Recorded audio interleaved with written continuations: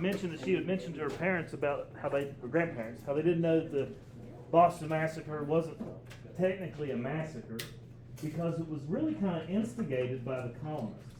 But it's gone down in history as a massacre because why?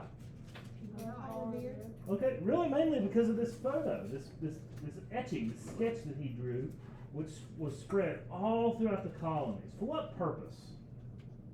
Why would Paul Revere draw such an erroneous To thing? make it seem like the they're British the look bad. bad. To increase anti-British sentiment throughout the colonies, because it was really much worse in Boston than it was in other places because of the nature of how the British soldiers were in Boston. You know, they had the Quartering Act going on, had total control of the ports, the British soldiers competing for jobs, and so they were really hated by a large portion of the population in Boston.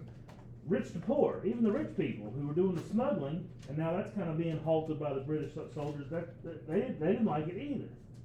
So, in a word, what is this? Okay, well, but what is this actual picture? What is it? War. Yeah. Battle. The picture itself. A lie. Exaggeration. Propaganda. Propaganda. Propaganda is not always false. Sometimes it's true, but it's something that is intended to do what? Make people do something. That's right. It's intended to incite people to action. Like, I mean, a commercial is propaganda. Every television commercial, TikTok ad, any YouTube ad you've ever watched in your entire life is propaganda. Because what is the purpose of an ad? To make you do something, and the thing they want you to do is usually spend your money. Okay?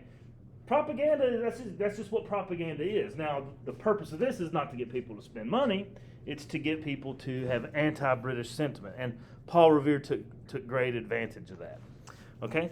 So, Boston Massacre, was it a massacre? I mean, there's some people dying, but most likely it was really self-defense. In fact, these British soldiers were put on trial for murder. And they were found not guilty. You know who their lawyer was? A Boston guy. Huh? John Adams. John Adams was their lawyer. One of our founding fathers represented British soldiers. Okay? Did they lose on purpose? No, they won. They won. They won. They did not they did not face any kind of legal consequences as a result of their actions. They can honestly lie about killing people the way they could have. I get it. but- You know, it's hard to just kind of put yourself in that moment. Okay, but what happens if, like, the military would do that to people like us today? Okay, that's a good question. We have the Constitution. Yeah. And then the Third Amendment to the Constitution says no quartering of soldiers. So if an American soldier shows up at your house and says, I'm here you got to give me something to eat and give me a place to sleep tonight, you can say no. Yeah, but I mean, what if there's like a group of military people? and Uh-huh. then- We were the ones Yeah, that we just bottles came. and- Oh, What, like, in today? What if they started shooting? I don't recommend that you do that. Break out the riot sheet. I mean, Can they shoot us though? Like, if that happens? if they feel for their lives, that's self-defense. That's the very definition of self-defense. Like, Yeah. even if somebody breaks in your own home, like that's not a soldier, and you fear for your life, you're allowed to defend yourself. Okay? All right, so questions on that. The Boston Massacre. Okay, so I've thrown a lot of dates at you and events that, like in a short period of time. So I have a little timeline here, okay? Now we haven't got to some of this yet. We've only gotten to 1770. But just kind of, it'll help you with your periodization if you look at this time. Like we're starting with the Sugar Act, taxes on foreign sugar, molasses, eventually rum a little bit. And then you get the Quartering Act, Stamp Act. All right, so also in here you're going to have the Stamp Act Congress that they meet. They get the Stamp Act repealed, replaced with the Townshend Act, which imports things like glass, lead, paper, paint, and tea. And then Boston Massacre occurs. Okay, so that just kind of help you with your periodization, just a little timeline. Just a simple little timeline of events, all right? Because the machination, like the period, how things happen are important, okay? But you can see, I want you to imagine, like, instead of this thing going like this, imagine it going downhill. It's like a ball rolling downhill. Like, have you ever seen like an old cartoon where like there's a cartoon character rolling down a snowy hill? Yeah, I'm like, what happens to the cartoon character as he goes down the hill? He gets bigger and bigger and more snow until he gets to the bottom and he's a big giant boulder of snow, and then he hits something and it explodes. Imagine where this is all a cartoon character rolling down a big snowy hill, and eventually it's going to hit the bottom, and it's going to explode into what? The Revolutionary War, violence. Okay? All right. So, I hope that explains a little something to you. All right, so,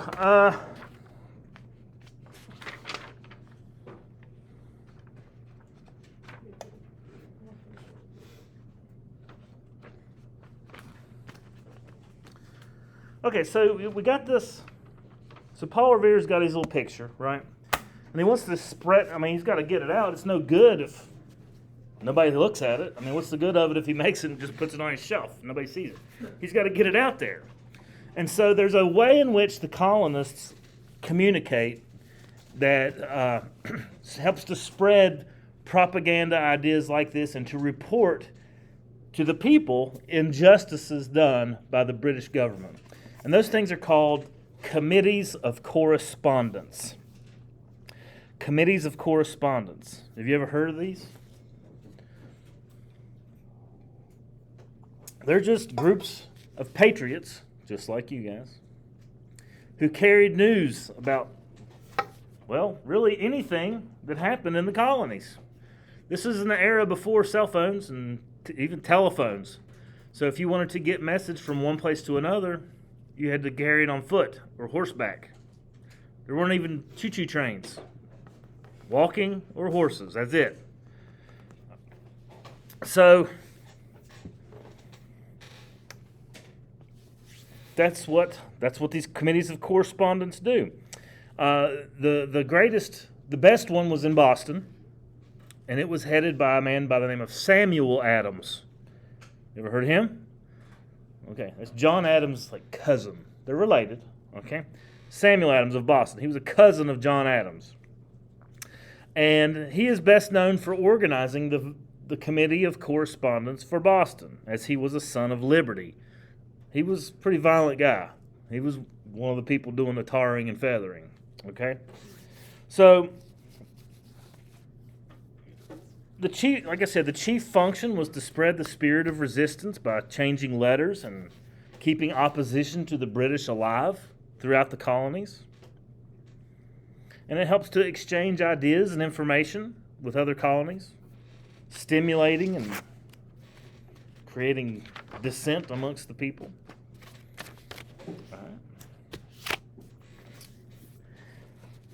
But even by 1773, war's not inevitable. What does the word inevitable mean? Definitely gonna happen. That's exactly right. It's not inevitable. It's not definitely going to happen. Even by 1773, okay?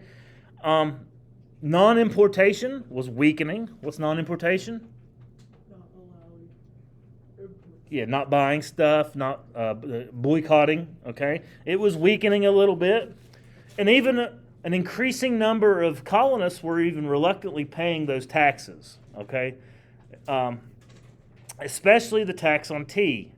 They wanted the tea, they drank it twice a day, and that tea was cheaper than smuggled tea because they had such a... The reason why it was so cheap, even with the tax on it, they had boycotted it for so long. What happened to all the tea that they would normally be selling to us? It got stocked up. What happens when you have a surplus of a product? The price of it goes down. And so they could buy, after 4 or 5 years of this boycott, there was a massive surplus of tea. And so the British government was just selling it to us at a much cheaper price. Even with the tax on it, it was cheaper than smuggled tea.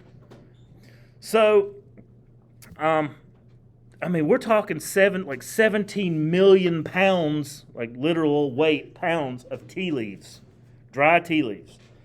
That would be like, I think if you packed this entire school full of tea, it wouldn't weigh 17 million pounds. All right, that is a lot of tea. A lot of tea.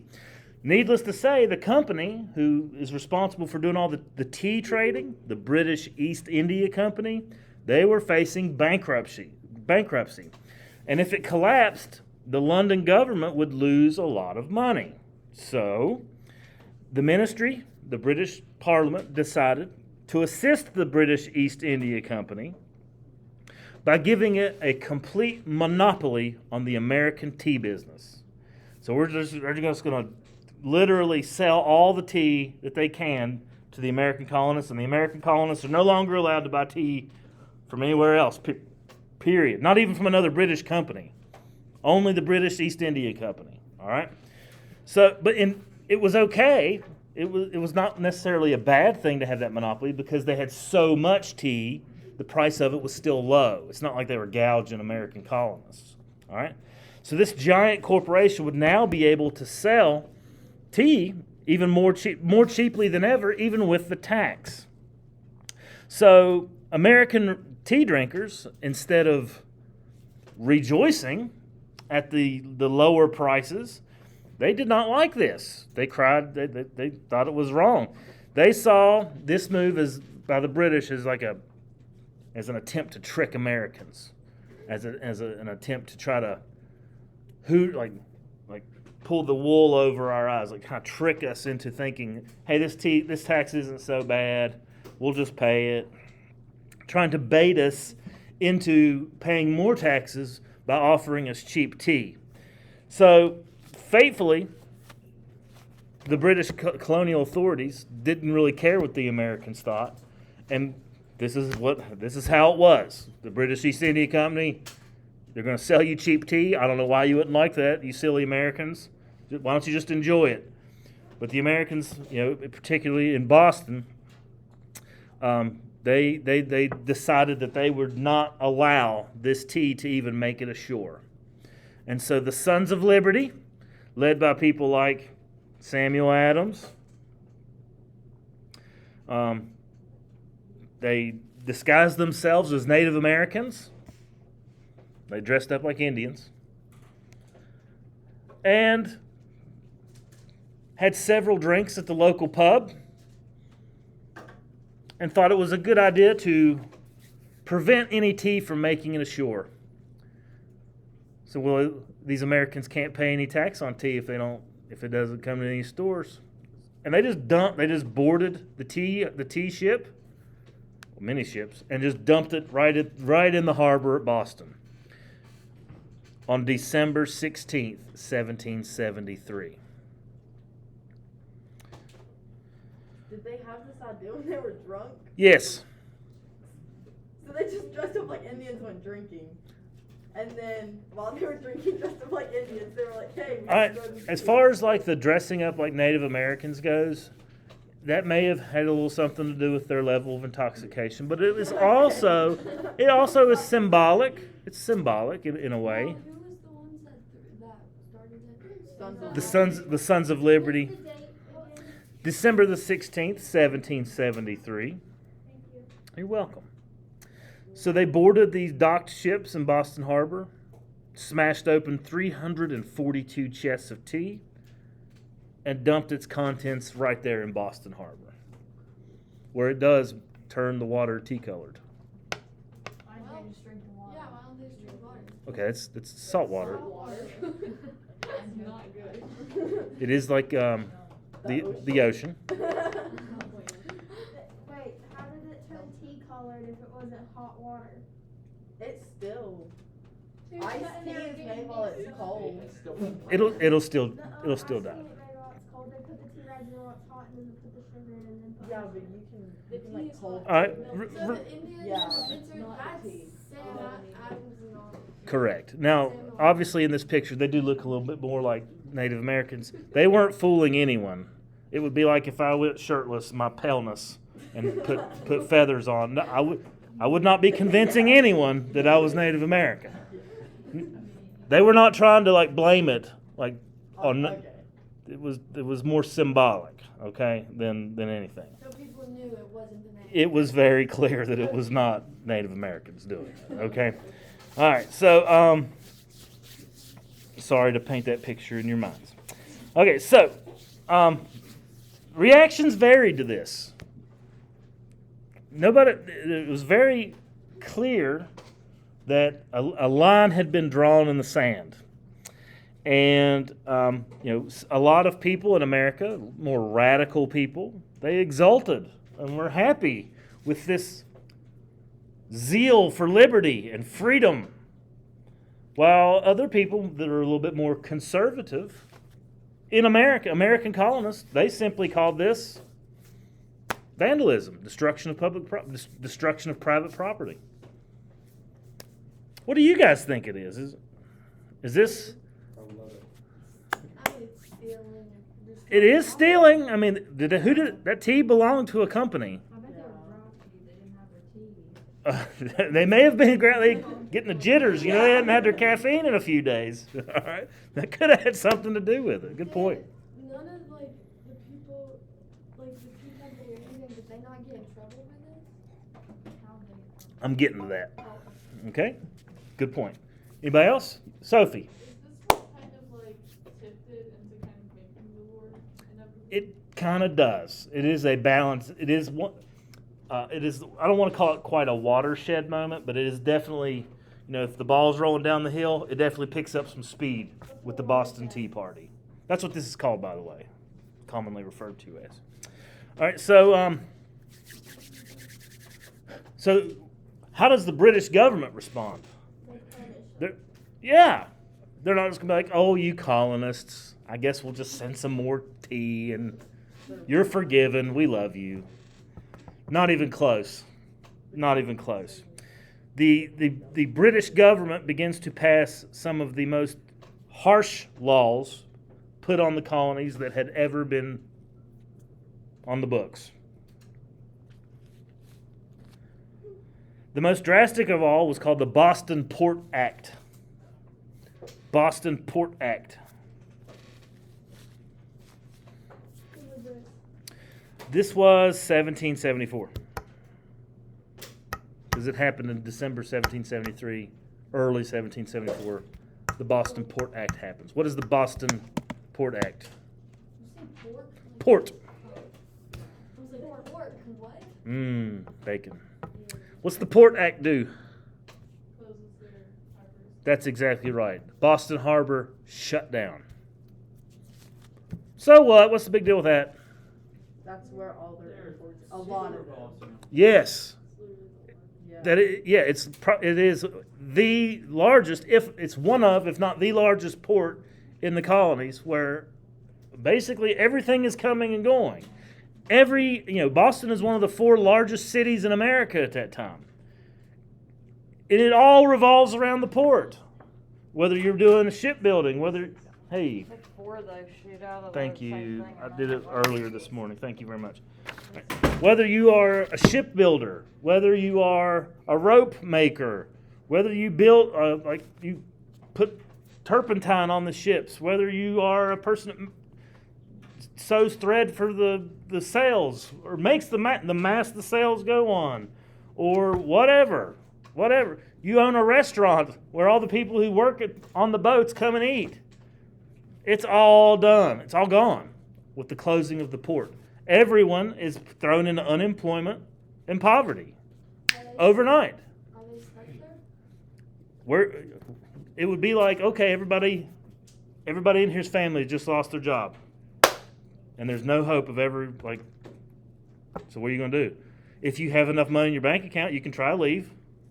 What if you don't? You're stuck. How do they close the port? How do the British close the port? They blockade. Blockade. They bring the Navy, which is the best Navy on planet Earth, and nothing comes in, nothing goes out. That was like they say had to pay? Like the government in the colonies, or like the Sons of Liberty?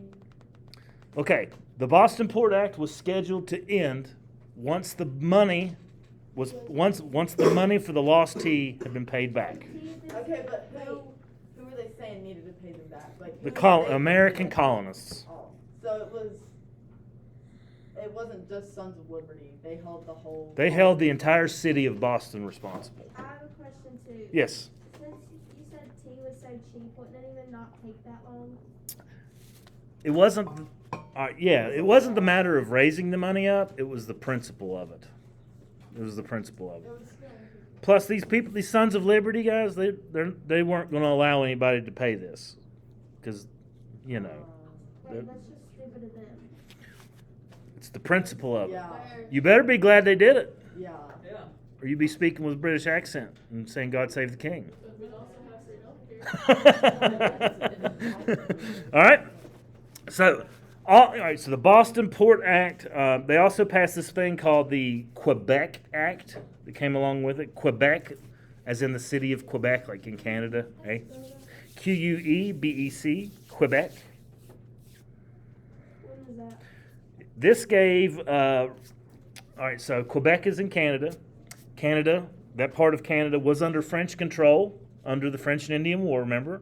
I thought it belonged to the British. After the French and Indian War, who took control of it? The British. Were there still a lot of French people there? Yes. Yes. A lot of them were Catholic. And so what the Quebec Act does is it gives religious freedom to all those Catholic people.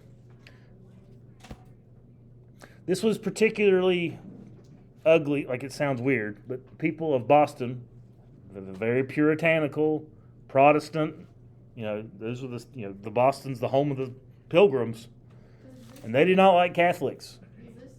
This act gave religious freedom To Catholics, French Catholics. Okay, Boston's still here now, right? Absolutely. Is there a port there? Yeah, one of the biggest on earth. Is it that one? It is the same one. When did it open again? As soon as we ran the British off. What year was the Quebec Act? 1774. So this all did these acts All these things, boom, one right after another. In fact, all these individual acts I'm talking about, we can lump them together. We call them the intolerable acts. That's what we I call thought them. that's what the Sugar Act and stuff was. No, these are the intolerable acts. That's what we call them. The British don't call them intolerable. What they call them. They called them the Quebec Act and the Boston Port Act, which is what they really are. We call them intolerable. More propaganda. I thought we wrote like the Sugar Act, and the give me a minute, Stamp Act into this. No, these are the intolerable acts. All right, this is a political cartoon. This is not an actual representation of an event. This too is propaganda. Okay, so what we have here is a Native American person being held back, bound, and what's happening to them? They're forcing something down their throat. The Native American person in this political cartoon represents who? The American colony, the America. All not Native Americans. It represents the city of Boston and America itself. Okay, and the person, you got George, you got Judge. This person here holding the left hand that's like a judge. You have, this is like King George III right here. He's got the Boston Port Bill in his pocket, and he's forcing this tea down the Native America's throat. That's tea. You got it. Well, it's a tea kettle. Yeah. So what does the tea represent? The laws. Yeah. The taxes. The taxes. You're gonna pay these taxes, and what happens if you don't? We have the law holding you down.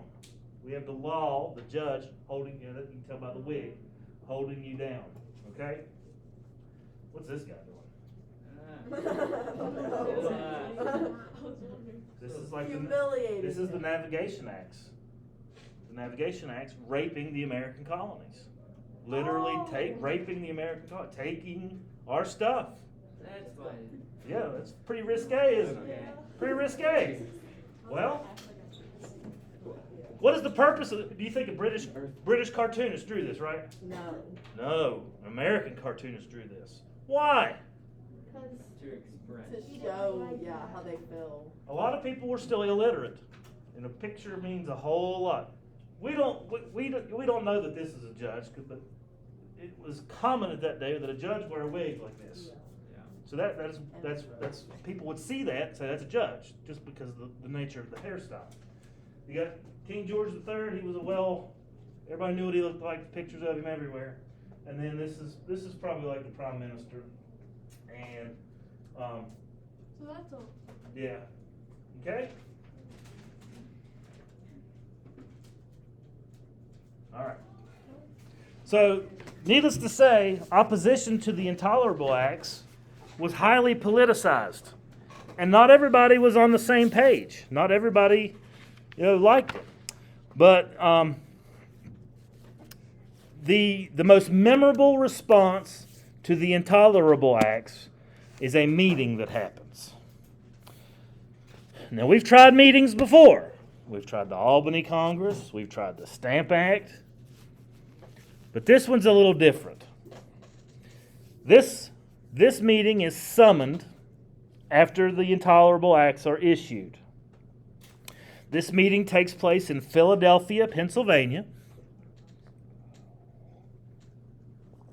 with 12 of the 13 colonies present. Georgia was missing. wow. I don't know. It's a good question. I don't know. They weren't there, though. Maybe they weren't there. But 55 men were a part of this First Continental Congress. Very distinguished men. Men like John Adams, Sam Adams, George Washington, Patrick Henry, Thomas Jefferson, Benjamin Franklin. You ever heard of these guys? Yes. John Hancock. Yeah. Okay. All right. 55 delegates. What was the issue? What had always been the issue when it came to having these meetings? No one No one showed would up. show up. All right. And so we would call that No, you're not united. like this or like this? Like This disunited. And there was a lot of reasons. We looked at a lot of reasons why they were so disunited. Different religions, different geographical places, distance. It's just difficult to get. It's hard to imagine just trying to get from Georgia to Philadelphia. That's a tough job. That's a tough thing, okay? Now, as far as the meetings go, I want you to imagine getting 55 wealthy, type A personality dudes together who all think they're the smartest guy in the room. Oh Lord. It's like 55 Family brains. gathering. What? Now, let's not be mean. Not much got done at the meeting. You know when they got stuff done? When they all went to the pub after the meetings were over. That does sound like 55. That's honestly what happened, okay? We'll say it more fanciful than that, though. We'll say intercolonial frictions melted away with a thin pouring of alcohol. Sin. Then Sin. How about with social activity after work? Yeah, okay. And they did this for 7 weeks. Now, I'm not saying they were drunk for 7 weeks straight, okay? But a lot of politics occurred after hours. Because in the meetings, it was just they all just wanted to show off how smart they were and how much philosophy they could quote and how long they could speak uninterrupted. Just kind of, like you would imagine. But after hours, everybody loosens up a little bit. Okay? So they deliberated for 7 weeks from September the 5th to October 26th, 1774. Wait, what was it? September 5th to October 26th, 1774. And, this is just a meeting, guys. It's not like they're a legislature. They have no authority to make laws. They're just 55 dudes that met, okay? It's more of a consultative body rather than a legislative one. But they did draw up a few things, okay? They wrote a few things. One thing they created is called the Declaration of Rights, which is a letter that they sent to the king saying, hey, these are what we want. It's not really a list of demands. It's just a list of expectations that they hope the king will abide by. And it's like, hey, if you will help us out, king, we love you. We want to be good, faithful servants to you. But look, we want these rights. We want these rights. So, guys, this is 1774. We're just 2 years from signing the Declaration of Independence. We're still God save the king. We still want to be loyal British subjects. It's still not inevitable that we have to go to war. Okay? So they draw up that. It's called the Declaration of Rights. They also, probably the most significant action taken by this First Continental Congress, was the creation of a complete boycott of British goods. A complete boycott. So no longer are we not buying, we're not exporting, and we're not going to use. So put this in actual terms. Non-importation, we're not buying from them. Non-exportation, we're not selling to them. And non-consumption, we're not using anything that ever came from Britain. Non-importation, non-exportation, non-consumption. That is a complete boycott.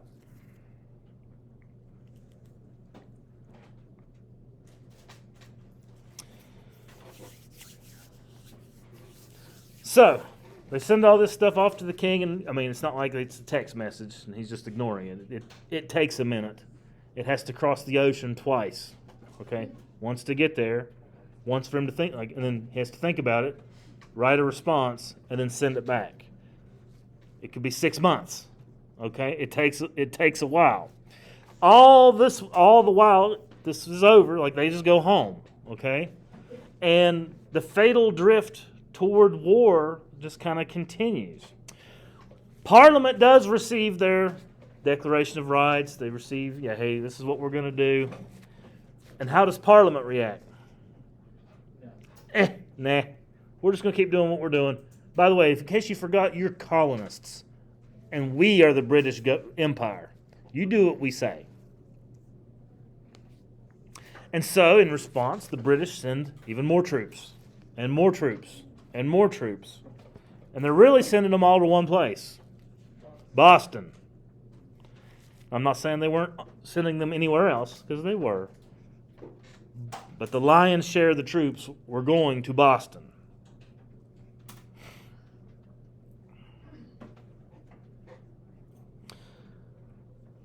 And in April of 1775,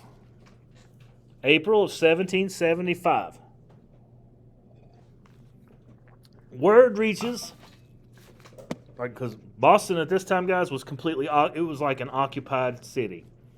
It was ran by a military dictatorship with the British general in charge. All right, curfews. You didn't go out of your home. Your food was rationed out to people. It was a military dictatorship. Boston was, okay? And the commander of the city of Boston, the British general, he got word that some rebel scum, have stockpiling gunpowder in a nearby village called Lexington, Massachusetts. So the commander got a hold of them. The commander got word that some rebel ringleaders by the name of Samuel Adams and John Hancock were stockpiling gunpowder at a nearby village called Lexington. So he deploys a detachment of troops to Lexington.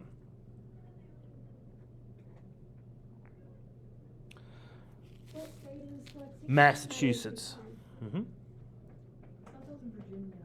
There is a Lexington in every state. Yeah, yeah. Not here. I'm sure we got one somewhere. Was it? But- Who was the two people? Samuel Adams. Samuel Adams and John Hancock. And there was a gunpowder store there. They were stocking it up because they were ready. They were waiting for a chance to steal a cannon. So the detachment leaves Boston. How does the detachment get from Boston to Lexington? Horses. They're soldiers. They just walk. Well, the colonials see them coming, and they go warn, hey, y'all, they on their way. The British is coming. You best get this gunpowder out of here. And hey, Sam Adams, John Hancock, you need to hit the road because they're going to hang you if they catch you. By the way, let's get all the guys in Lexington, go grab your gun, and we're going to meet them. We're going to meet them in battle. We're going to take them on. This is it. This is an active war. They're trying to find our homeboys, and Sam Adams and John Hancock. This is it. It's go time. So all the Minutemen, all the men who are ready to fight on a moment's notice, line up outside of the town of Lexington and engage the British in the field of battle for the very first time. And that becomes known as the Battle of Lexington, where the British absolutely destroy them. At the Battle of Lexington. But that's not it. These Minutemen dispersed rapidly enough that, so the British enter the town of Lexington. There's nothing there. All the gunpowder's gone. Adams gone. Hancock's gone. There's nothing there. Okay? So they pushed on to the town of Concord, which had much more Minutemen. And at the town of Concord, the British are defeated. The most powerful army that had ever existed on planet Earth lost to farmers with like pitchforks and shotguns. Who did the British destroy in the Battle of Lexington? Minutemen, American just Minutemen, just dudes, just farmers, not militia, not trained military, just, hey, you got a hunting rifle, go grab it. Let's go hide behind this rock and shoot at them. Those guys. The ones in Lexington lined up. That's how they fought then. It's called Napoleonic style. Was Napoleon even born yet? He was born, but at this time. Okay, so we're talking like 370 casualties, with about 70 of those being deaths. Pretty good fighting, okay? A pretty good fight. But these battles are known as the shot heard round the world because this is the start of the American Revolution. Wait, the shot heard. The shot heard round the world. Whoever fired the first shot, we don't know. Whoever fired it, though, Who do you think it was? I don't know, probably Americans. I'm just guessing. I don't know that. I have no historical information on that. It Started the American Revolution with the battles of Lexington and Concord. They both occurred on the same day in April of 1775. So we don't know what day? Yeah, I don't know the exact day. It's April 1775. I'm sure that we could look that up. Okay. So, the Americans are able to force the British to retreat from Concord, and the bewildered British, fighting off murderous fire from militiamen all over, crouching behind walls, finally had war on their hands with America.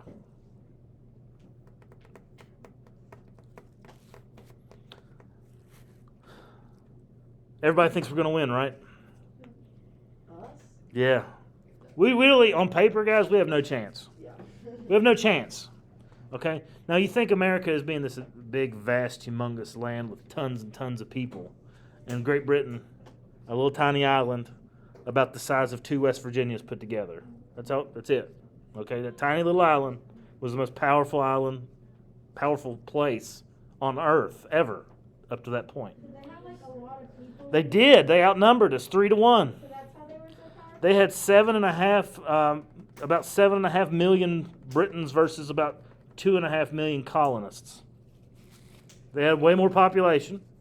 It would be like by the ratio, like it would be like us versus China today in population, like 3 times as much. Okay, so also this thing that Britain had, which we didn't even have any of, they had a professionally trained army of battle-hardened veterans who had just fought the French and Indian War.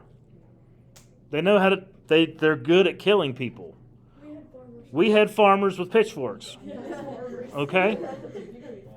Yeah, You know, are forced to be angry farmers are throughout history. You don't mess.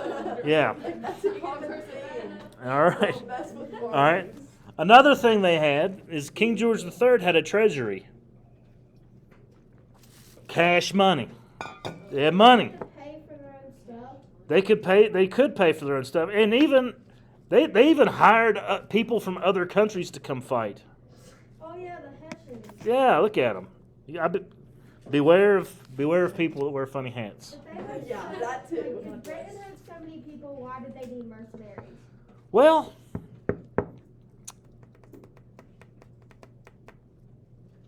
just a little help. All right. So in order to defeat the colonies, where do you have to defeat? The farmers. Where? Virginia. Just Virginia? No. You got to all of them. 13. Have you? I don't know if you've seen the east coast of the United States. It's big. Yeah. It's big, and an army of 50,000 is not going to do it. And so that's the king hired these Hessians. They're German mercenaries. They came from a place called Hesse in Germany. They're German. So the British were the ones who invited the Germans into this. Okay, they're not getting the German government involved.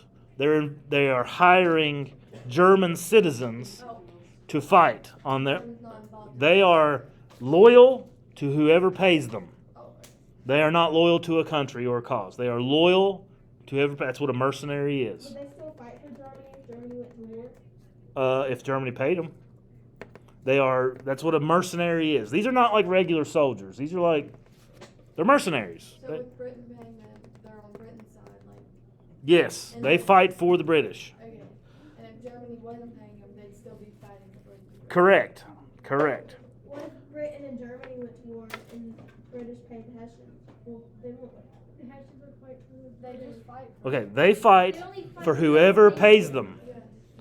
They're in it for the money. Even though they're German, they don't fight for Germany. They have no loyalty to country. They are loyal to their pocketbooks. What if they both pay them? Yeah, what if they're both paid? Would like it. I don't think it works that way. Yeah, but like, what if they just yeah, Bros, paid. time to move on. Literally selling Okay, glass. so King George III hires about 30,000 of these German Hessians. Jeez. Yeah. All right, so we got British soldiers coming to fight us. We have Hessian soldiers, mercenaries coming to fight us. The British also enroll about 50,000 American colonists to fight us. Whoa. Traitors. They're not traitors. Yeah, they are. They're loyalists. They are people that remain loyal to the crown. And they literally fight against their own families and their own neighbors in the towns and communities. These are people that did not want to see independence. They wanted to see God save the king. They wanted to remain loyal to the crown. So they were God Save the King, or were they like? They were loyal to the King of England. Yeah, they didn't get paid for them. Hmm. No. They just wanted to stay under. That's right. They were loyal Yeah. British subjects, but they lived in America. Yeah, They are called loyalists or Tories. Tories. Tories. And they also enlisted the services of many Indians. Well, they could say, hey, look, we tried to stop this. Look, man, we're British. We wanted the proclamation line of 1763. It's these Americans that are encroaching in on your land.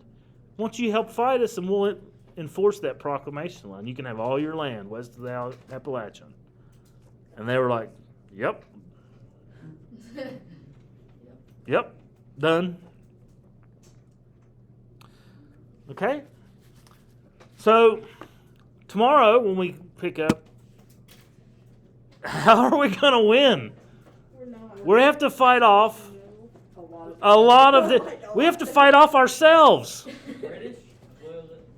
Okay? So, we definitely have an uphill fight ahead of us. Actually, tomorrow we're going to do an assignment and maybe a few minutes of notes, okay?